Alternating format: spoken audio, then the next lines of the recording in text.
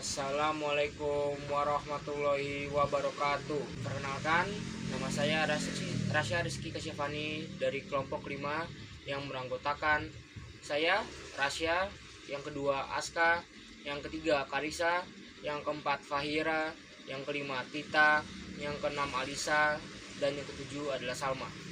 Hari ini saya sebagai perwakilan dari kelompok 5 akan membacakan rangkuman buku yang berjudul Muhammad and the Believers.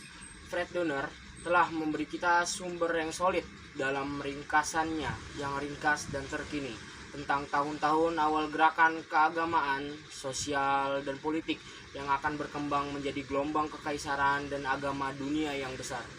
Ambisi buku ini cukup sederhana dan dijalankan dengan fokus yang kuat. Ia bermaksud untuk membalikan tradisi panjang dalam studi Islam Barat yang menyajikan gerakan tersebut hanya dalam istilah sosial politik dan nasionalistik. Pandangan Donner adalah bahwa apa yang menjadi dunia Islam dan Muslim dimulai sebagai gerakan orang-orang beriman dan soleh serta keinginan untuk berdiri teguh dalam penghakiman terakhir Tuhan. Bab pertama menyajikan dunia pra-Islam di timur dekat kuno yang diperintahkan oleh kekaisaran yang luas dan bertahan dengan berbagai visi keagamaan yang ada. Bab kedua dan di sebelah timur adalah Sasanian, perluasan kekaisaran Persia yang berkuasa hingga zaman Muhammad.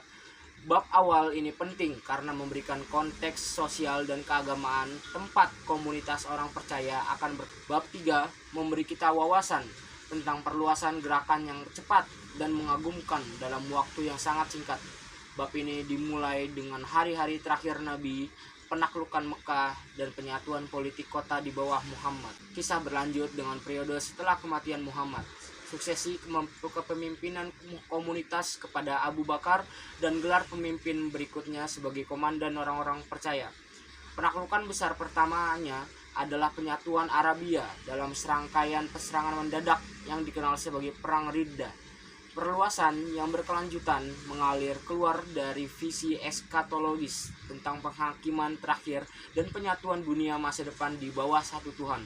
Inilah tugas masyarakat untuk membawa wahyu Tuhan ke dunia dan memanggil semua penganut monoteisme yang soleh untuk bersatu. Bab keempat berfokus pada perebutan suksesi kepemimpinan dalam komunitas setelah beberapa komandan pertama Abu Bakar dan Utsman. Setelah kematian Muhammad, suksesi merupakan hal yang menantang bagi komunitas karena baik Al-Quran maupun ajaran langsung Nabi tidak menyebutkan siapa yang harus memimpin komunitas setelah kepergiannya. Berdasarkan hal ini, tampaknya kesolehan dan hubungan dekat dengan Muhammad adalah yang memegang kendali. Bab kelima dan terakhir diberi nama yang tepat agar sesuai dengan presentasi Donner tentang sejarah gerakan tersebut. Munculnya Islam. Dalam bab ini, Donner menyajikan kisah tentang bagaimana sebuah gerakan yang dimulai dengan kesolehan monoteistik yang luas menjadi kekaisaran agama Islam. Karya Donner pertama, fokus pada kepercayaan monoteistik pra-Islam yang ada di timur. Dekat sangat membantu untuk melihat konteks monoteisme awal para penganut agama.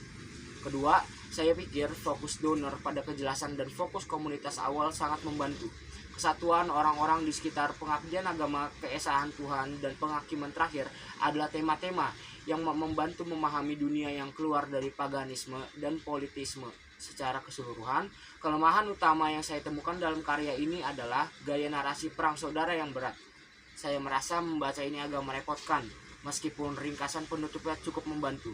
Saya tidak yakin apakah ini hanya preferensi gaya atau beban membaca begitu banyak nama yang ditransliterasikan.